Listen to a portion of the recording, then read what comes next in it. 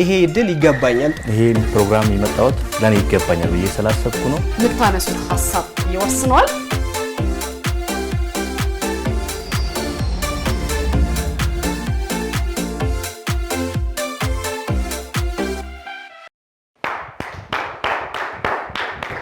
ይገባኛል ተጀምሯል እንኳን ደህና መጣችሁ አንድ ሳምንት እንዴት አለፈ ተመልካቾቻችን ይህ ይገባኛል ነው በይገባኛል ዝግጅት ሁላችሁም እዚህ እንድትመጡ እንፈልጋለን ስትመጡ ሐሳብ ይዛችሁ ትመጣላችሁ በሐሳብ ትከራከራላችሁ አሸናፊ ለሆነው በእለቱ ያዘጋጀነውን ሽልማት ሰተን ወደ ቤቱ እንልከዋለን እነዚህ አራት ተወዳዳሪዎቻችን ሁለተኛ ሳምንታቸው ላይ ናቸው በባለፈው ሳምንት ዝግጅታችን አንገት ለአንገት ተናንቀው ከ1 እስከ 4 ወጥተዋል ነገር ግን የባለፈው ሳምንት የውድድር ውጤታቸው ለዚህኛው ሳምንት ወይም ደግሞ ለውድድሩ አሸናፊነት ጋራንቲ ሊሆናቸው አይችልም ዋስትናቸው በዛሬው ዕለት የሚያደርጉት ብርቱ ትንቅንቅ ይሆናል ማለት ነው በባለፈው ሳምንት አንደኛ የወጣ አሁን አራተኛ ሊወጣ ሶስተኛ ሊወጣ ሁለተኛ ሊወጣ ወይም ደግሞ አንደኝነቱን አስቀጥለው ሊሄድ ይችላል ማለት ነው በባለፈው ሳምንት አራተኛ ሁለተኛ ሶስተኛ የወጣ ዛሬ ጥርሱን ነክሶ ተከራክሮ ምን ማድረግ ይችላል አንደኛ ሊወጣ ይችላል ማለት ነው በድጋሚ ተመልካቾቻችን በዚህ የይገባኛል ዝግጅት ላይ መገኘት መወዳደር የምትፈልጉ በ8222 ላይ ይገባኛል ብላችሁ መልእክት ልታስቀምጡልን ትችላላችሁ ታምሩ ከፈለኝ ውድድሩን እየመራው አብሬያችሁ ቆይታ አደርጋለሁ ስሜ ቃላብ ነው ሰነ ይባላል የመጡት የማነ ብርሃን ሁለተኛ ደረጃ ትምህርት ቤት ሲሆን የ12ኛ ክፍል ናቹራል ሳይንስ ተማሪ ቃላብ ናሁ ሰናይ ምን ማለት ነው ናሁ ሰናይ ማለት ናሁ ምግባረ ሰናይ ማለት አሁን ጥሩ ሆነ እንደማለት ነው አይደል ይመስለኛል የማነ ብርሃን ማለት ነው የማነ ብርሃን የክርስትና ስማቸው ነው የመሰረቱት ስማቸውን አላውቅም ግን በሳቸው ስም ሌላ ትምህርት ቤት ስለተሰየመ በክርስትና ስማቸው ስለሆነ ማነ ብርሃን በጣም ጥሩ ሰሚል ፋሪዛ ይባላል የመጣሁት ከየማነ ብርሃን ሁለተኛ ደረጃ ትምህርት ቤት ነው የ12ኛ ክፍል ናቹራል ተማሪ ነኝ አንደኛ መውጣት እንዴት ነው ሁሉ ቀርቶብኝ አንደኛ ወጣው ምለው እኮ ነው ደስ ይላል ግን የምትሄድበት ደግሞ መንገድ በጣም ትንሽ ይከብዳል ምናምን ነገር የምተኛበት ሰዓት 4 ሰዓት 3 ሰዓት ምናምን ሊሆን ይችላል የምተኛበት ሰዓቶች በዛ ስትረግል አድርገህ ስለሆነ የምትመጣው ትንሽ ይከብዳል ግን ስሜቱ በጣም ደስ አረ በውድድሩ አንደኛ መውጣት ነው ያልኩት ባለፈው ሳምንት አንደኛ ነኝ ስለሆነ ኦኬ ይቅርታ ከትምህርቱ ጋር በተያያዘ ትምህርት ቤት እንንካሽ ምናምን አሉ ጓደኞች ካልነካት ቦታ እንገኛለን አሉ አንደኛ ከወጣሽ በኋላ እሺ ጥሩ ስሜ ሰኝ ደበሎ ይባላል የመጣሁት ከጀነራል ወቀጉቱ ሴኮንደሪ ስኩል የናቹራል ሳይንስ ተማሪ 12ኛ ክፍል ተማሪ ነው ሳምንት ዕለት ስለ ዋቆጉቱ ስለ ጀነራል ዋቆጉቱ ነበር የጠየቅኩ ሰኝ ምን ማለት ነው ሰኝ ማለት ዘር ማለት ነው ዘር ማለት ነው ሲድ የሚለው ትርጓሜ ማለት ነው በጣም ጥሩ ዳንኤል መንገሻ ባላለሁኝ የረቢ ሁለተኛ ደረጃ ትምህርት ቤት የናቹራል ሳይንስ ተማሪ ነው ትምህርት ቤት የጋዜጠኝነት ትምህርት ተማሪያለሽ ደግሞ ምን ለምንድን ነው ጋዜጠኛ መሆን የፈለግሽው ብዙ ነገሮችን መሞከር ስለምፈልግ ለመሞከር ብዬ የገባሁበት ነገር ድሮም ሰራበት ነገር ቢሆንም ግን ለመሞከር ብዬ የገባሁበት ነገር ነው ምክንያቴ ብዬ የማስበው ነገር ሰው መናገር ያልቻለውን ነገር በተለይ ይሄ አንፕሪቪሌጅድ የሆኑ ያው ከሴት ጋር ስናገናኘው ሴቶች ድምጻቸው እንዲወጣ ማድረግ ነው የኔ ቴሌቪዥን ታያለሽ ጋዜጦች ታነቢያለሽ ለምሳሌ እስኪ ምትወጁ ፕሮግራም ምንድን ምታየው ብዙ ደጋግመሽ ፋና ላይ ስላለን ከፋና 90 ፕሮግራም በጣም ማደንቀው በእውነት ከሁሉም ጣቢያዎች ዜና የማደንቀው የዜና አይነት ታዲያ ይሄ ያጨበጨባል የማን አድናቂ ነሽ ከዜና አቅራቢዎቹ መካከል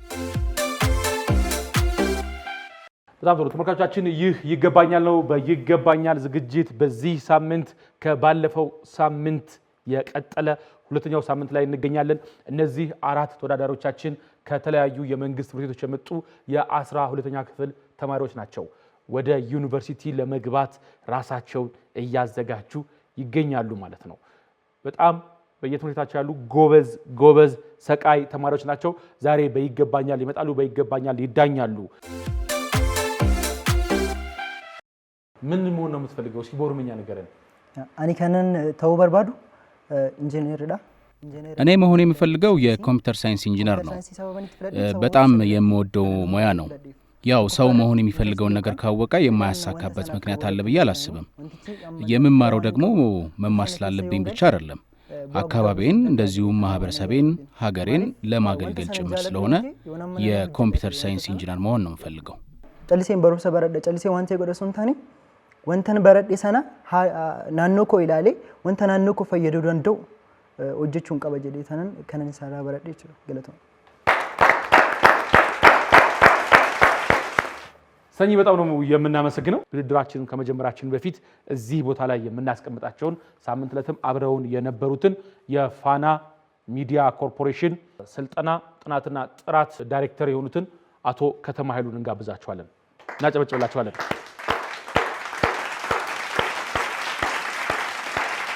እናመሰግናለን። ዳኛችን አቶ ከተማ ኃይሉ በቦታቸው ተሰይመዋል። ከተማ እዚህ ቁጭ ብሎ ይዳኛል። ከሌሎች ደግሞ ሁለት ባልደረቦች አብረውት ይዳኛሉ። ውጤቱ የሚሰጣችሁ በሶስት ሰዎች አማካኝነት ነው ማለት ነው። የሶስቱ የሶስቱ ዳኞች ውጤቶች ተደምረው ለመቶ ከተካፈሉ በኋላ በአማካኙ ውጤታችሁ ይታወቃል። የዛሬው አማካኝ ከባለፈው ሳምንት አማካኝ ጋር ይደመርና ደግሞ አሸናፊውን ይለይልናል ማለት ነው። ተግባብተናል? ወደ ውድድራችን ልንገባ ነው። ዝግጁ? እንደ ስልጠና እንደ ፋና ያው እዚሁ ቲፕላር በጣም ታለንታችሁ የሚገርም ነውና ፋና የራሱ የሆነ የስልጠና ማዕከል አቋቁመዋል። የትሬኒንግ በተለይ ሚዲያ እና ቴክኖሎጂ ላይ ያተኮሩ የስልጠና ሾርት ተርም ትሬኒንጎች አዘጋጅተዋል።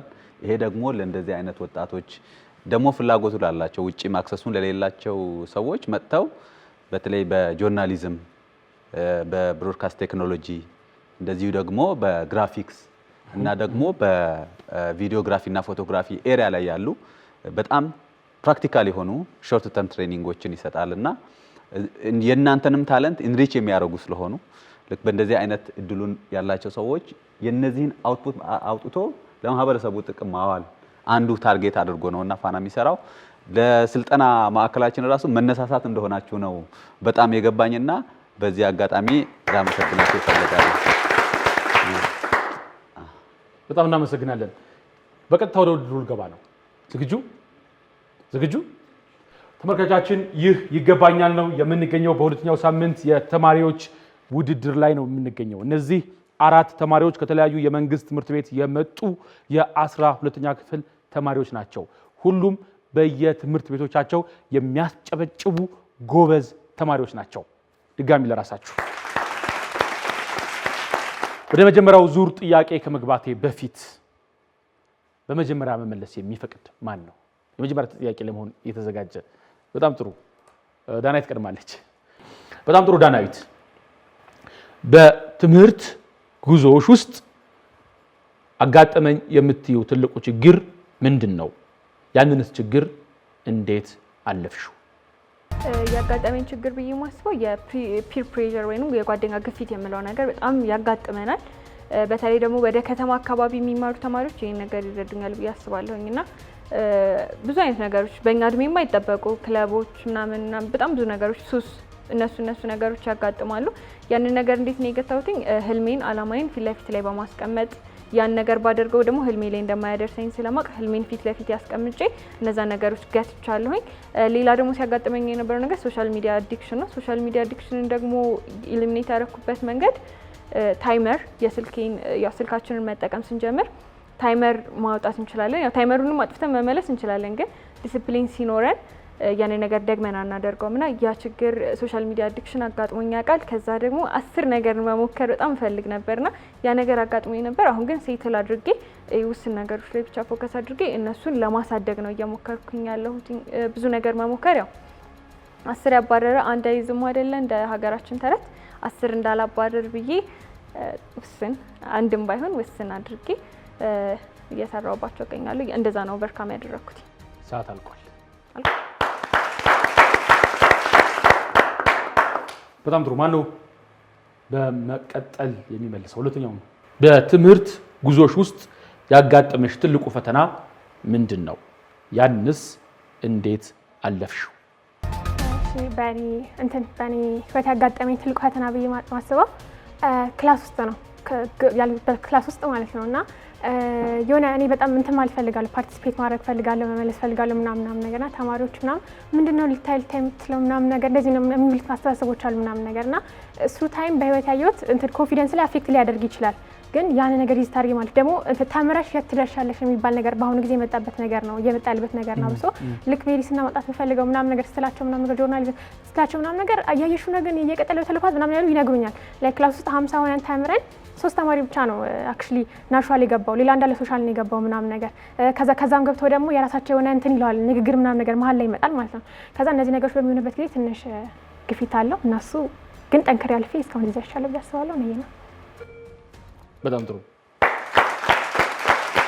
አመሰግን የልደርሽን ይላሉ። በጣም ነው እንደዚህ ነው። አታዩም ዶክተር ከሌን ታክሲ ሲጋፋ ምን እንደሱ ልትሆኚ ነው ምናምን ይልሻል። በጣም እንዳትሰሚያቸው እሺ። ጠግረሽ ተማሪ። ተመሳሳይ ጥያቄ ነው ያለኝ። በትምህርት ጉዞ ውስጥ ያጋጠመህ ትልቅ ፈተና ምንድን ነው? እሱንስ እንዴት ተወጣኸው? በትምህርት ህይወቴ ላይ ያጋጠመኝ ትልቁ ፈተና ነው የምለው ከ8ኛ ክፍል ወደ 9ኛ ክፍል ስናል እንደ ኦሮሚያ ክልል ነበር የተማርኩትና ኦሮሚያ ክልል ውስጥ ቦርዲንግ ስኩል አለ እና እሱን ለማግኘት በጣም እየሰራው ነበር እና 8ኛ ክፍል ስማር ያው እንደ እድል ሆኖ አልተሳካልኝም ነበር። ለትንሽ ነጥብ ብሎኝብኝ ነበር። ከዛ ያኔ ህፃንም ስለሆንኩኝ በደንብ አላሰብኩበትም እና በቃ ትምህርት አያስፈልግም ምናምን እንደዛ አይነት ሀሳቦች ውስጥ ገባሁኝ እና ወደ ሶሻል ሚዲያ መጠቀም ምናምን የሆነ ያልነበርኩትን ሰው እየሆንኩ መጣሁ ማለት ነው። ግን ወደ 9ኛ ክፍል ስመጣ ሀገር ቀይረን ነበረ ከኦሮሚያ ክልል ወደ አዲስ አበባ ሀገር ስንቀይር ብዙ ነገር ከሱ ጋር ተቀያየረ። አሁን ለምሳሌ ቋንቋ አለ 9ኛ ክፍል ስማር አማርኛ አለ እንግሊዘኛ አለ። እሱ ላይ ደግሞ ቴክኖሎጂን ጋር መሄድ ስላለብኝ ቤዚክሶቹን መያዝ አለብኝ።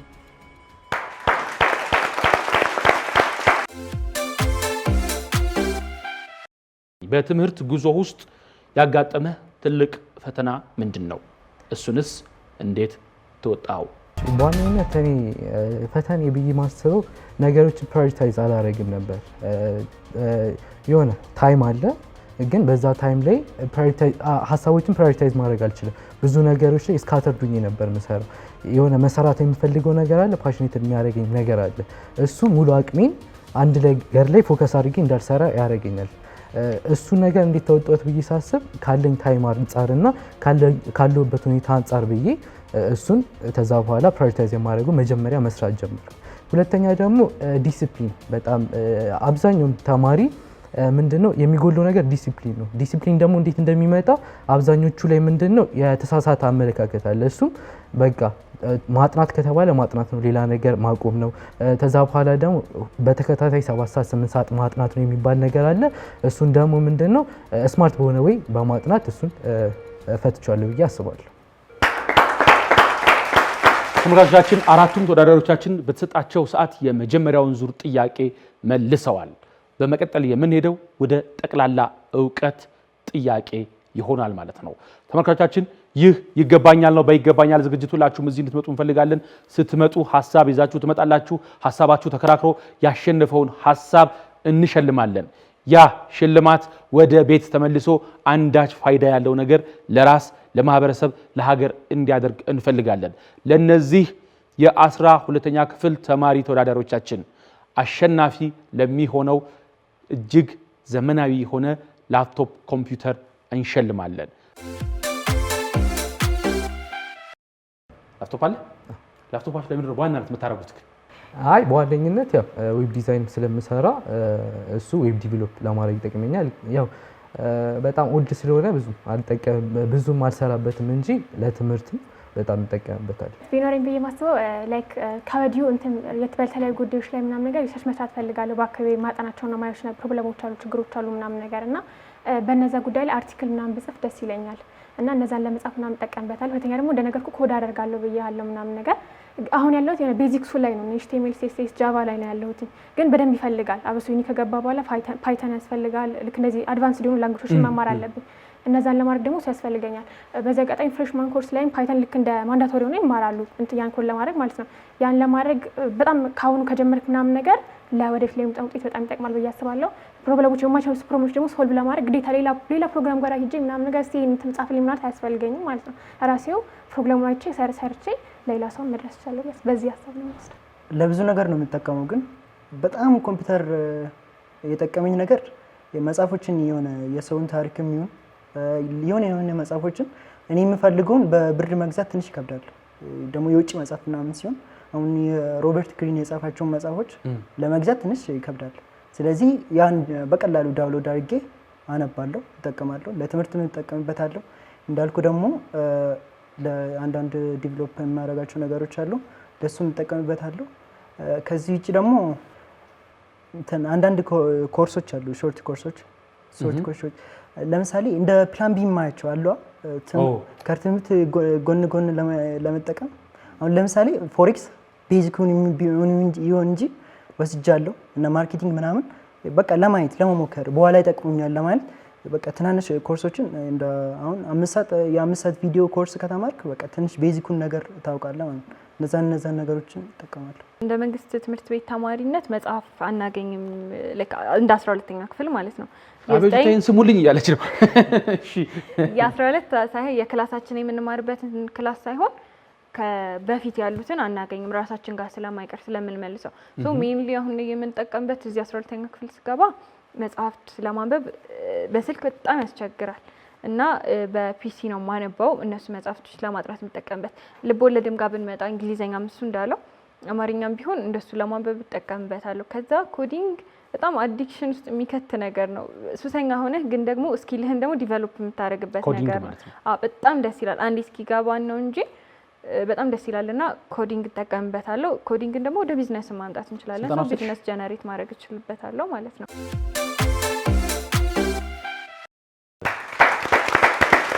አንደኛ በጣም ጥሩ። ወደ ጠቅላላ እውቀት ጥያቄዎች ነው የምናልፈው። በእነዚህ የጠቅላላ እውቀት ጥያቄዎች ውስጥ 9 ጥያቄዎች ቀርበዋል። ከ9ኙ እናንተ 2 ትመልሳላችሁ። ስለዚህ ከ1 እስከ 9 ቁጥር ትጠራላችሁ ማለት ነው። መጀመሪያ የመለሰው ማን ነበር? የጥያቄ ሲሆን ከሷ ነው የሚጀምረው። ጥያቄ ቁጥር ስንት? ጥያቄ ቁጥር 3 የአፍሪካ አንድነት ድርጅት አሁን አፍሪካ ህብረት በፈረንጆቹ 1963 ሲመሰረት ዋና መቀመጫው አዲስ አበባ እንዲሆን ከፍተኛ ጥረት ያደረጉት መሪ ማን ናቸው? ሀ ንጉስ ካሳ ኃይሉ፣ ለ አጼ ኃይለ ሥላሴ፣ ሐመርሃ መንግስቱ ኃይለ ማርያም ኮሎኔል መንግስቱ ኃይለ ማርያም፣ መ ጠቅላይ ሚኒስትር መለስ ዜናዊ። መለስ ዜናዊ በትክክል አልተመለሰም። በፈረንጆቹ 1963 ዓመተ ምህረት የአፍሪካ አንድነት ድርጅት የአሁኑ የአፍሪካ ህብረት ሲመሰረት መቀመጫውን አዲስ አበባ እንዲሆን ያደረጉት ማን ናቸው? ለሶስታችሁ መጥቷል። ቀዳማዊ አጤ ኃይለ ሥላሴ ናቸው። ጠቅላይ ሚኒስትር መለስ ዜናዊ በሰዓቱ አልነበሩ። ያጨበጨበችን ነው። በነገራችን ላይ በወቅቱ የውጭ ጉዳይ ሚኒስቴር የነበሩት አቶ ከተማ ይፍሩ ደግሞ በጣም ትልቁን ድርሻ ተወጥተዋል። ጥያቄ ቁጥር 7 በኢትዮጵያ ውስጥ ብቻ የሚገኙትን ዋሊያ፣ ቀይ ቀበሮና ጭላዳ ዝንጀሮ የሚገኙበት ብሔራዊ ፓርክ ማን ይባላል? ሀ የሰሜን ተራሮች ብሔራዊ ፓርክ፣ ለ የአዋሽ ብሔራዊ ፓርክ፣ ሐመሮሃ የባሌ ተራሮች ብሔራዊ ፓርክ፣ መ የኦሞ ብሔራዊ ፓርክ። ጥያቄውን ደግመዋለሁ። በኢትዮጵያ ውስጥ ብቻ የሚገኙትን ዋሊያ፣ ቀይ ቀበሮና ጭላዳ ዝንጀሮ የሚገኙበት ብሔራዊ ፓርክ ማን ነው? የትኛው ሀ? ሀሌታ ሀ ምን?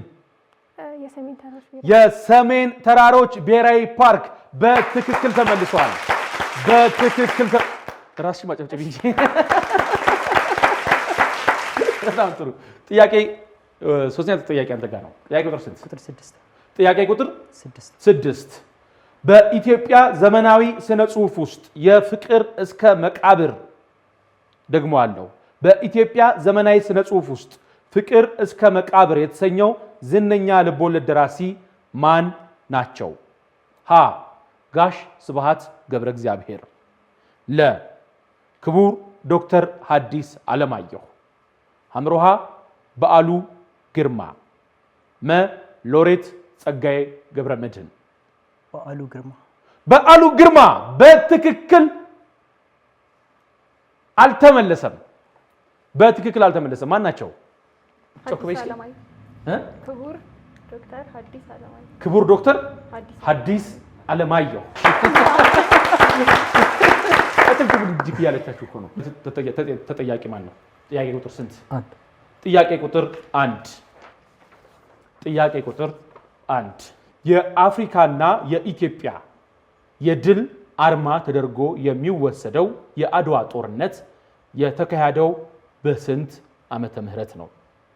ሀ በ1988፣ ለ በ1980፣ ሐመሮሃ በ1888፣ መ በ1788።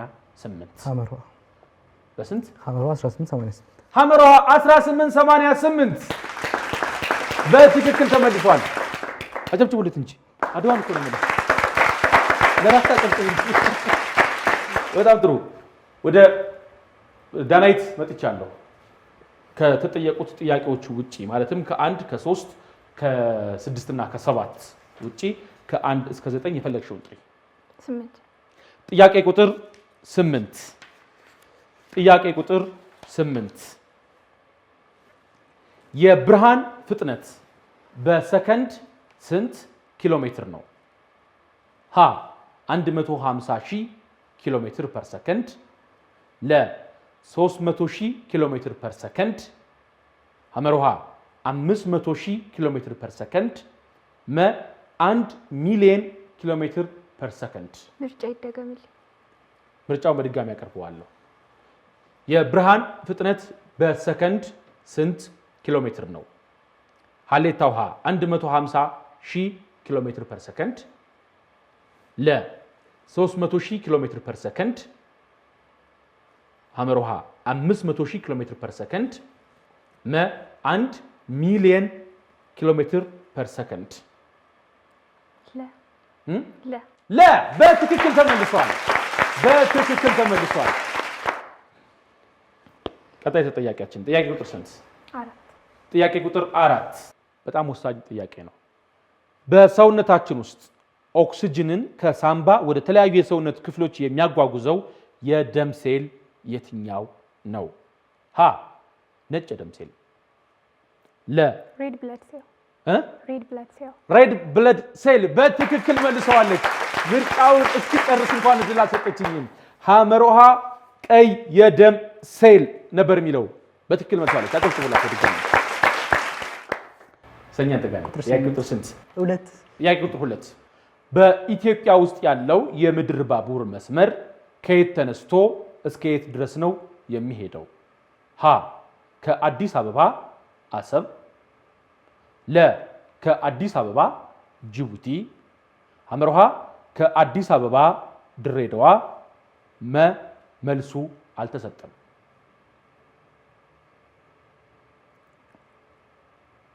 ከአዲስ አበባ ጅቡቲ ከአዲስ አበባ ጅቡቲ በትክክል ተመልሷል።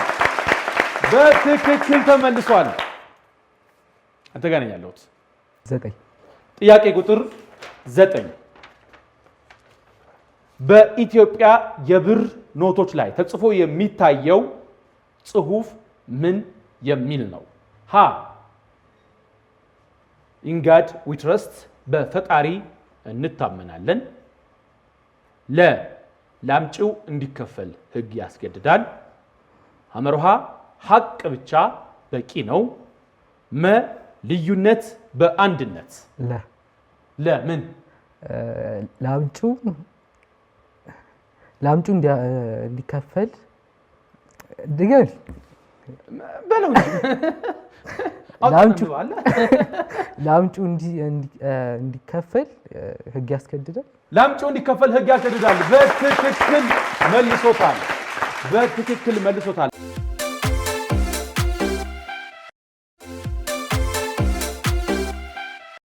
ተመልካቾቻችን ይህ ይገባኛል ነው። በይገባኛል ዝግጅት ሁላችሁም እዚህ ልትመጡ እንፈልጋለን።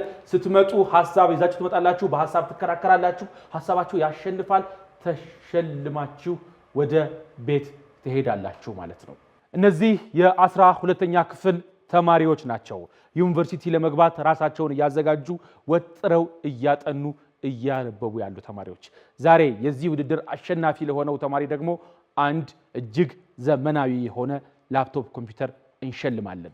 በዛ ኮምፒውተር ያነብበታል፣ ዌብሳይት ዴቨሎፕ ያደርጉበታል፣ ከጓደኞቹ ጋር ያወሩበታል፣ ይማሩበታል፣ ነገ ሀገር የሚጠቅም ስራ ይሰሩበታል። ለራሳችሁ በጣም ጥሩ። ወደ ቀጥሎ ጉዳያችን እናልፋለን። የሚቀጥለው ጉዳያችን ኤሌቬተር ኩዌስችን ወይም ደግሞ የሊፍት ላይ ቆይታ ይባላል። ይህ የሊፍት ላይ ቆይታ አንድ ሊፍት ከስር ተነስቶ 20ኛ ፎቅ ላይ እስኪወጣ ድረስ 30 ሰከንድ ይፈጅበታል ብለን እናስባለን። በእነዚህ 30 ሰከንዶች ውስጥ እናንተ ሊፍት ውስጥ ስትገቡ እጅግ የምታደንቁትን ሰው አገኛችሁ። ልታገኙት የምትፈልጉትን ሰው ማን ነበር ቅድም ያልከኝ? ጄንሰን ጄኪ ሮሊንግ። ጸሐፊዋ ስቴፈን ክሪ፣ ፈለቀ አጓር፣ ዶክተር ፈለቀ አጓር። እነዚህን ሰዎች ስታገኟቸው በ30 ሰከንድ ውስጥ ብቻ ደግመዋለሁ፣ በ30 ሰከንድ ውስጥ ብቻ ስለ ራሳችሁ ተናግራችሁ ፍላጎታችሁን ተናግራችሁ በምን መልኩ ኮንታክታቸውን ትቀበላላችሁ የሚል ነው። እኔ እዚህ ጋር እንድቆምለት እንደ ሰው የሆነ የሚፈልግ ሰው ካለ ቆምለታለሁ። ከማን እንጀምር? ካንተ እንጀምር። በጣም ጥሩ። ጄንሰን ነው ልቆምልህ? እሺ። ሰላም ናችሁ? እንደምን አለ? በጣም አደንቃችኋለሁ። በስራችሁን ብዙ ስራችሁን አይቻለሁ። በጣም ነው ማደንቃችሁ። አሁን እኔ የፈለኩት ፓስ እናንተ የተከተላችሁትን ፓስ ነው።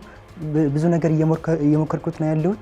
እናንተ ደግሞ ብዙ ጊዜ በስራ ቢዚ ስለምትሆኑ ስልካችሁን ሰጥታችሁኝ ደውዬላችሁ በተቻላችሁ ሰዓት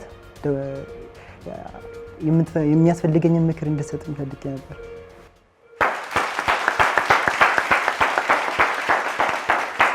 የሚመጣ ወደ እኔ። እሺ፣ አሁን ደግሞ ወንዶቹ ፈጠኑ። ትምጣለህ ወይስ? እሺ፣ እጄን ትነካለህ። በጣም ነው ማደንቅህ። ለምን ደግሞ ማደንቅህ ታውቃለህ? ምንም አይነት ሹት ስለማስት በጣም ማደንቅህ። በቃ እኔ በጣም ባስኬትቦል እንድወድ ካረገኝ ነገሮች አንደኛው በጣም አንተ ነህ። ያው ቁመትም ያው ትንሽ ነው የምንለያየው እንጂ በጣም ነው ማደንቅህ። ኮንታክትን አግኝቼ እንዳንተ ዴዲኬትድ ሁኜ ፓሽን እንድከተል ልታረገኝ በጣም ደስ ይለኛል። ጅነት ይቻለ ተባርክ። እናመሰግናለን። ማን ነው ወደዚህ የሚመጣው ከሴቶቹ? እንዴ መንግስት ማን ነበረች አንቺ? ጄኪ ሮሊንግ በአማርኛ ነው በአማርኛ ጄኪ ሮሊንግ። እሺ ሰላም ጄኪ ሮሊንግ። በጣም ነው ደስ ያለኝ ስለተገናኘሽ። በጣም ነው ደስ ያለኝ ስለ እውነት። በጣም ብዙ መጽሐፎችን አይቻለሁ። በጣም ብዙ መጽሐፎችን አንብቤያለሁ። በፊልም እንዲሁም ሁለቱንም በደንብ አድርጌ ነበር ያየሁት እና ልክ እንዳንቺ አርቲክሎች መጻፍ ፈልጋለሁ። ሙሉ በመጽሐፍ ባይሆንም እንኳን አርቲክሎችን እየጻፍኩኝ አንቺ ሰዓት በደውዬ እንኳን ሰዓት ባይኖርሽ ኢሜልሽን፣ ስልክሽንም ኢሜልሽን ተጠቅሜ በኢሜልሽ እየላኩልሽ ታይም በሚኖርሽ ጊዜ ሪፕላይ ታደርጊልኝ በጣም ደስ ይለኛል። አመሰግናለሁ። ምርጫ የለሽም አሁን? እሺ ዶክተር ፈቀደ አጓራ ዶክተር ፈለቀ አጓር ነው። ዶክተር ፈቀደ አጓር። ዶክተር ፈቀደ አጓር ነው። ሰላም ነህ? ሰላም። እንዴት ነህ? ደህና ነህ እኮ? ሜዲሲን ላይ ባይገርምህ በጣም ኢንተረስት አለኝ እና ትምህርት ቤት ውስጥ በጣም ብዙ የምሰራቸው ስራዎች አሉ። ለምን የምሰራቸውን ስራዎች አሳይቼ ኮንታክት አናደርግም? ኢሜልህን ባገኝ ደግሞ በሱ ላይ አታች አድርጌ እልክልሃለሁ። ከመምህራኖቹ ሪኮሜንዴሽን ሌተር አለኝ ባይገርም እና እሱን ላሳይክ እፈልጋለሁ። አውቃለሁ ሌሎችም እንዲህ ይሉሃል፣ ግን እኔ ደግሞ አኩራሃለሁ። አንተ ያለህበት ነገር ማሳየት እፈልጋለሁ እና ብዙ ነገሮችን ማድረግ እፈልጋለሁ። አንተም መንገድ መከተል እፈልጋለሁ። ተመልካቾቻችን ይህ ይገባኛል ነው። የዛሬው ተወዳዳሪዎቻችን የ30 ሰከንድ የሊፍት ላይ ጥያቄያቸውን በአግባቡ መልሰዋል ወይም ደግሞ ማድረግ የሚችሉትን አድርገዋል። ዳኛችን አቶ ከተማ ኃይሉ ደግሞ ለእያንዳንዳቸው ውጤት እየመዘገበ ይገኛል። ለራሳችሁ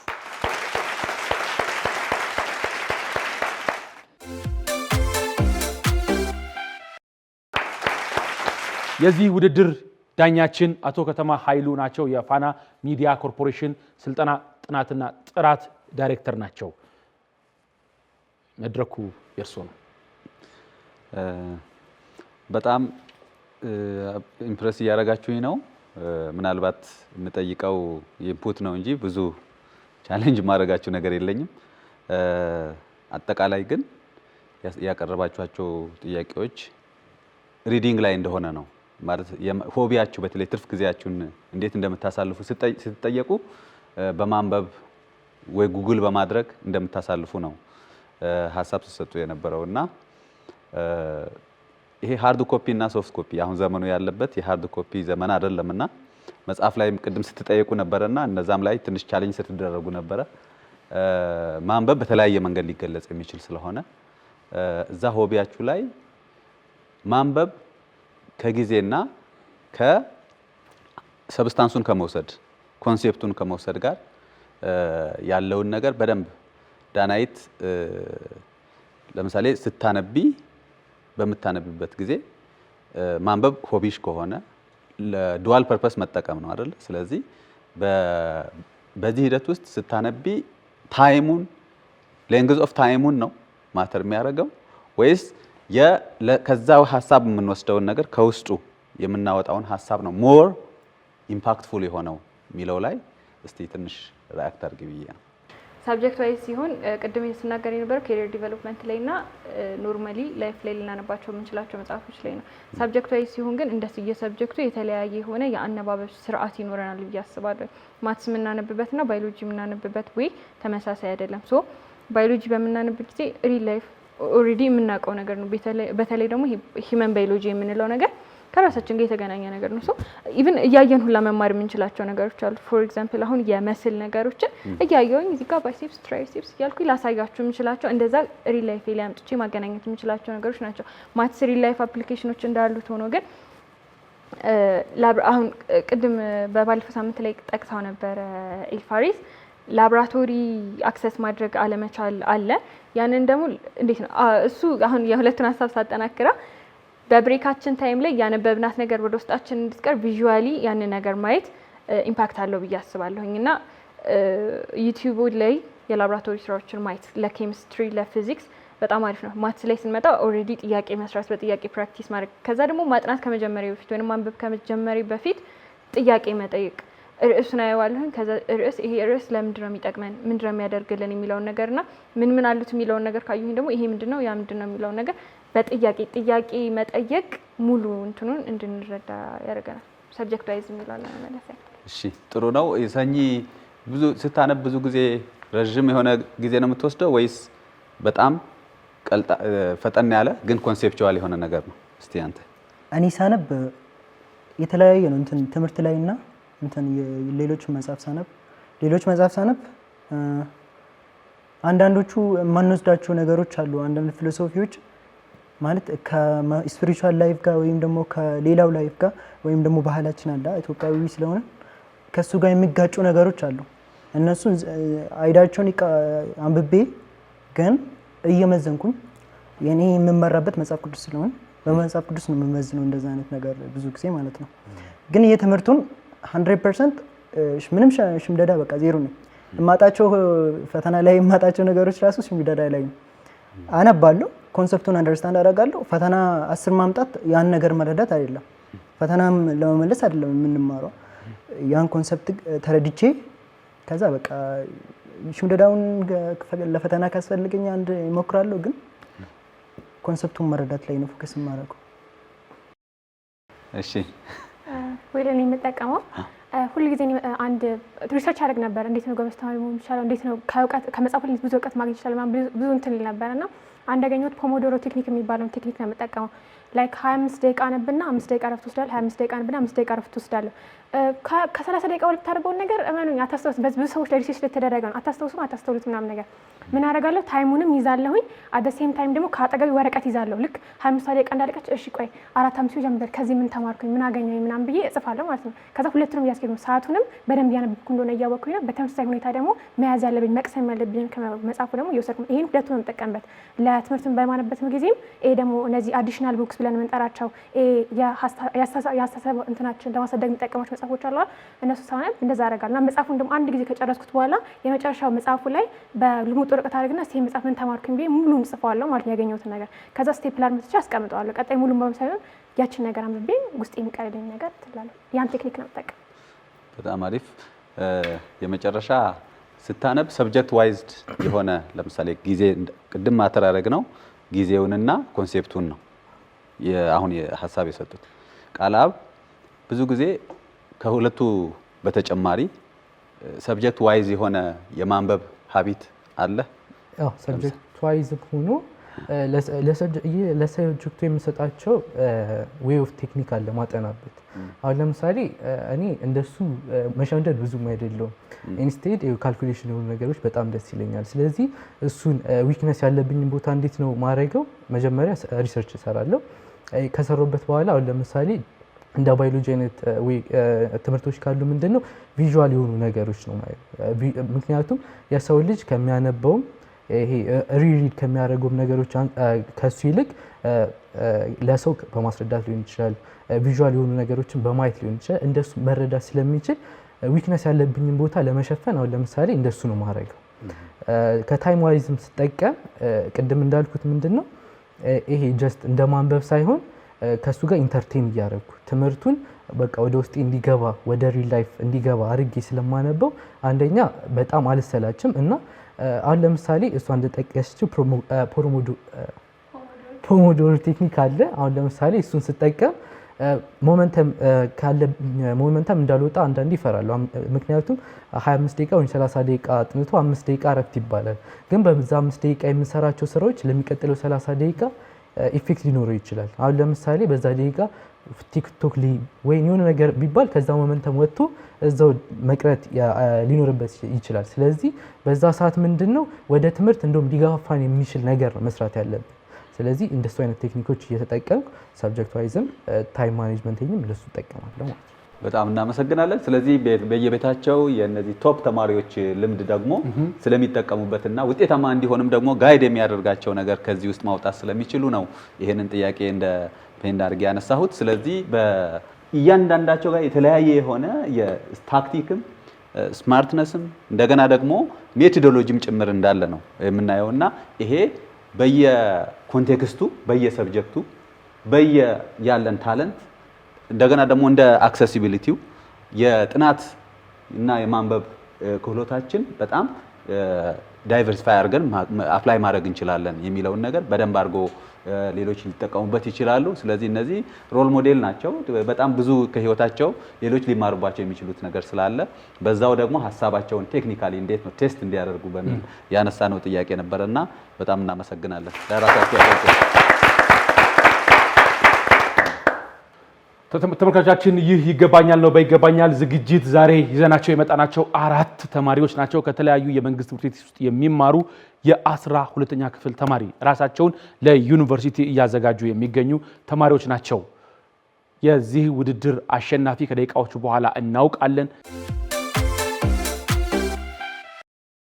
ተመልሰናል።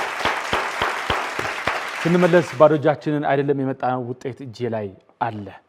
ተመልካቾቻችን ይህ ይገባኛል ነው በይገባኛል በዚህ ሳምንት እነዚህን 4 ተማሪዎች ነው ይዘናቸው የመጣ ነው። በተለያየ የመንግስት ትምህርት ቤት የሚማሩ የ12ኛ ክፍል ተማሪዎች ናቸው። ከደቂቃዎች በኋላ ማለትም እኔ ውጤቱን ሳሳውቅ ማን የላፕቶፕ ኮምፒውተሩ አሸናፊ እንደሆነ እናውቃለን። ማን የሚያሸንፍ ይመስላችኋል? ኤልፋሪስ። ማን? ኤልፋሪስ። ኤልፋሪስ የትምህርት ቤት ልጅ ስለሆነ ማን የሚያሸንፍ ይመስልሻል? ዳናዊት። እሺ ማን የሚያሸንፍ ይመስላል? ዳናዊት። ማን የሚያሸንፍ ይመስልሻል? ኤልፋሪስ። ኤልፋሬዝ ማናቸውም እስካሁን ድረስ እኔ ያላሉ። በነገራችን ላይ ነገ አድዋ ነው 23 አይደል? የካቲት 23 ስለ አድዋ ለምሳሌ ጋዜጠኛ መሆን ትፈልጋላችሁ እየሰራችሁም ነው ትምህርታችሁ ላይ አይደለም? ነገ ጠዋት ሚዲያ ገብተሽ ለተማሪዎቹ አንድ መልእክት ስለ አድዋ ተናገሪ ብትባይ ምንድን ነው የምትያቸው? እሺ ሰላም እንደምን አደራችሁ ውድ የሚኒ ሚዲያ ተከታታዮቻችን። እንግዲህ ዛሬ እንደምታውቁት የካቲት 23 የአድዋ ድል ቀን ነው። ይህ የአድዋ ድል ቀን የኛ የድል ቀን ብቻ ሳይሆን እንደ አፍሪካ ድል ያደረግንበት፣ ኮሎኒስቶችን ከሀገራችን ያስወጣንበት፣ በራሳችን ነፃነትን ያወጅንበት እንዲሁም ደግሞ የቋንቋ በባህላችንም በህብረት የቆምንበት አንድ ቀን ስለሆነ በዚህ ቀን ሁላችንም ደስታችን አንድ ላይ እንድናከብር እንዲሁም ደግሞ ለዚህ ጦርነት ሲሉ ብዙ መስዋዕትነት የከፈሉ ሰዎች አሉ። እነሱንም ደግሞ በማሰብ በአእምሯችን በመያዝና የህሊናም ጸሎት በማድረግ ይህንን የደስታ ቀን አብራችሁ እንድትውሉ እና አድዋ ዛሬ ናት። አድዋ